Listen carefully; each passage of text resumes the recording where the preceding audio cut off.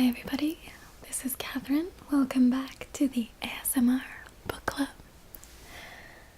Today, once again, we pursue our reading of Pride and Prejudice by Jane Austen. So if you've been following, you know that Elizabeth is still staying with Mr. and Mrs. Collins at Hunsford. And she's been visited a lot by Mr. Darcy and Colonel Fitzwilliam.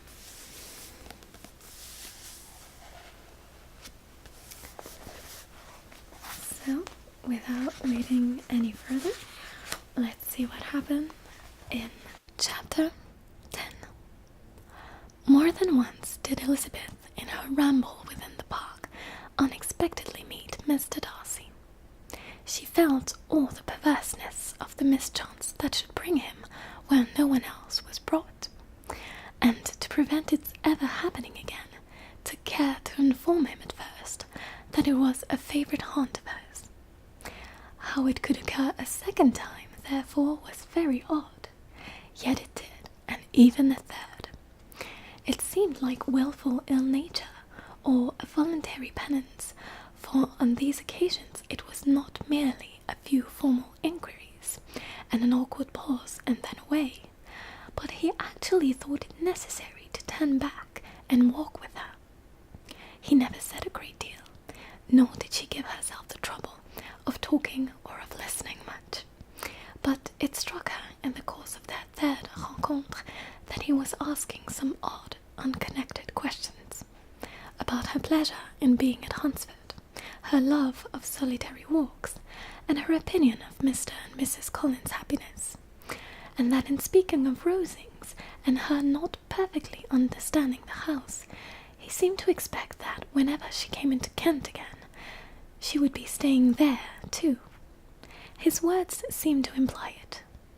Could he have Colonel Fitzwilliam in his thoughts? She supposed if he meant anything, he must mean an allusion to what might arise in that quarter. It distressed her a little, and she was quite glad to find herself at the gate in the pales opposite the parsonage. She was engaged one day as she walked in re-perusing Jane's last letter, and dwelling on some passages which proved that Jane had not written in spirits, when, instead of being surprised again by Mr. Darcy, she saw on looking up that Colonel Fitzwilliam was meeting her. Putting away the letter immediately and forcing a smile, she said, "I did not know before that you walked this way." "I have been making the tour of the park," replied he, "as I generally do every year, and intended to close it with a call at the parsonage. Are you going much farther?" "No, I should have turned in a moment." And accordingly did she turn, and they walked towards the parsonage together. "Do you certainly leave Kent on Saturday?" said she. "Yes, if Darcy does not put it off again. But I am at his disposal. He arranges the business just as he pleases." "And if not able to please himself in the arrangement, he has at least great pleasure in the power of choice. I do not know anybody who seems to enjoy more the power of doing what he likes than Mr. Darcy." "He likes to have his own way very well," replied Colonel Fitzwilliam, "but so we all do. It is only that he has better means of having it than many others, because he is rich, and many others are poor. I speak feelingly. A younger son, you know, must be inured to self-denial and dependence." "In my opinion, the younger son of an earl can know very little of either. Now, seriously, what have you ever known of self-denial and dependence? When have you been prevented by want of money from going wherever you choose, or procuring anything you had a fancy for? These are home questions, and perhaps I cannot say that I have experienced many hardships of that nature. But in matters of greater weight, I may suffer from the want of money.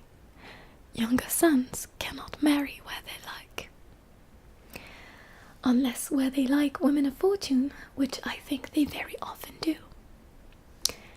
Our habits of expense make us too dependent, and there are not many in my rank of life who can afford to marry without some attention to money. Is this, thought Elizabeth, meant for me? And she coloured at the idea, but recovering herself, said in a lively tone, "And pray, what is the usual price of an earl's younger son? Unless the elder brother is very sickly, I suppose you would not ask above £50,000. He answered her in the same style, and the subject dropped. To interrupt the silence which might make him fancy her affected with what had passed, she soon afterwards said, "I imagine your cousin brought you down with him chiefly for the sake of having somebody at his disposal. I wonder he does not marry to secure a lasting convenience of that kind, but perhaps his sister does as well for the present, and as she is under his sole care, he may do what he likes with her." "No," said Colonel Fitzwilliam, "that is an advantage which he must divide with me. I am joined with him in the guardianship of Miss Darcy." "Are you indeed? And pray what sort of guardians do you make? What does your charge give you much trouble?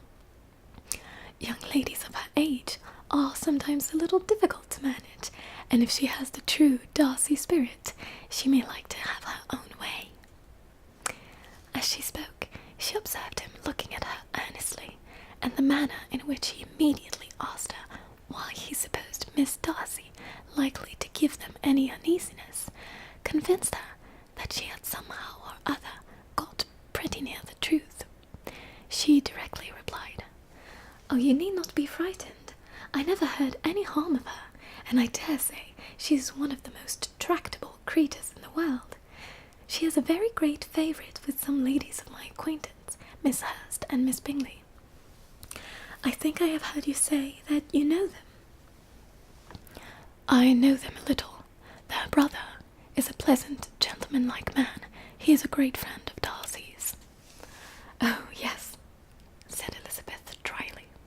"Mr Darcy is uncommonly kind to Mr Bingley, and takes a prodigious deal of care of him."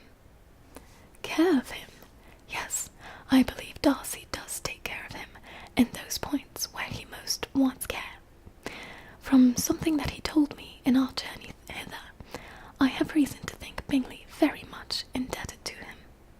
But I ought to beg his pardon, for I have no right to suppose that Bingley was the person meant. It was all conjecture." "What is it you mean?" "It is a circumstance which Darcy of course would not wish to be generally known, because if it were to get round to the lady's family, it would be an unpleasant thing." "Well, you may depend upon my not mentioning it." "And remember that I have not much reason for supposing it to be Bingley. What he told me was merely this, that he congratulated himself on having lately saved a friend from the inconveniences of an imprudent marriage, but without mentioning names or any other particulars. And I only suspected it to be Bingley from believing him the kind of young man to get into a scrape of that sort, and from knowing them to have been together the whole of last summer." "Did Mr Darcy give you his reasons for this interference?" "I understood that there were some very strong objections against the lady." "And what arts did he use to separate them?" "He did not talk to me of his own arts," said Fitzwilliams, smiling. "He only told me what I have now told you." Elizabeth made no answer, and walked on, her heart swelling with indignation. After watching her a little, Fitzwilliam asked her why she was so thoughtful. "I am thinking of what you have been telling me," said she. "Your cousin's conduct does not suit my feelings. Why has he to be the judge?" "You are rather disposed to call this interference vicious." "I do not see what right Mr Darcy had to decide on the propriety of his friend's inclination, or why, upon his own judgment alone he was to determine and direct in what manner that friend was to be happy. But, she continued, recollecting herself, as we know none of the particulars, it is not fair to condemn him. It is not to be supposed that there was much affection in the case. That is not an unnatural surmise, said Fitzwilliam, but it is lessening the honour of my cousin's triumph very sadly. This was spoken jestingly, but it appeared to her so just a picture of Mr. Darcy, that she would not trust herself with an answer, and, therefore, abruptly changing the conversation, talked on different matters, until they reached the parsonage. There, shut into her own room, as soon as their visitor left them, she could think without interruption of all that she had heard. It was not to be supposed that any other people could be meant than those with whom she was connected. There could not exist in the world two men over whom Mr. Darcy could have such boundless influence. That he had been concerned in the measures taken to separate Mr. Bingley and Jane, she had never doubted, but she had always attributed to Miss Bingley the principal design and arrangement of them. If his own vanity, however, did not mislead him, he was the cause. His pride and caprice were the cause of all that Jane had suffered, and still continued to suffer. He had ruined for a while every hope of happiness for the most affectionate, generous heart in the world, and no one could say how lasting an evil he might have inflicted. There were some very strong objections against the lady, were Colonel Fitzwilliam's words, and these strong objections probably were her having one uncle who was a country attorney, and another who was in business in London. To Jane herself, she exclaimed, there could be no possibility of objection. All loveliness and goodness as she is, her understanding excellent, her mind improved, her manners captivating. Neither could anything be urged against my father, who, though with some peculiarities, his abilities, which Mr. Darcy himself need not disdain, and respectability, which he will probably never reach.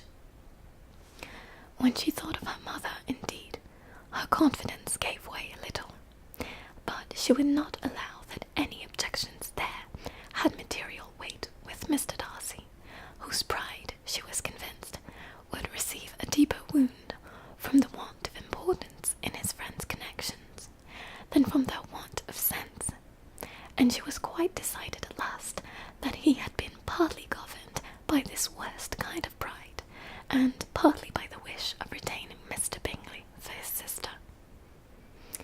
The agitation and tears which the subject occasioned brought on a headache, and it grew so much worse towards the evening that, added to her unwillingness to see Mr. Darcy, it determined her not to attend her cousins to Rosings, where they were engaged to drink tea.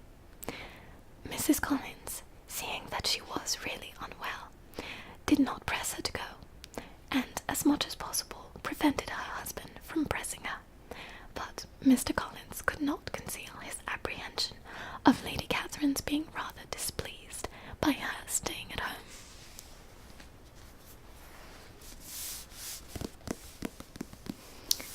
So things took quite a dramatic turn. It seems that Mr. Darcy is the one who orchestrated the separation of Jane and Mr. Bingley, at least in Colonel Fitzwilliam's opinion. I wonder if Elizabeth is going to confront Mr. Darcy about it.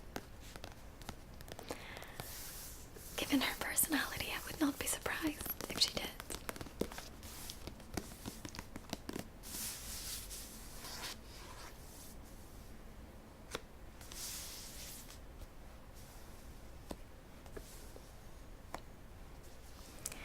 I think it's quite funny, Mr. Darcy joining Elizabeth on her walks in the garden, and her being so annoyed by it, and thinking that it was always chance.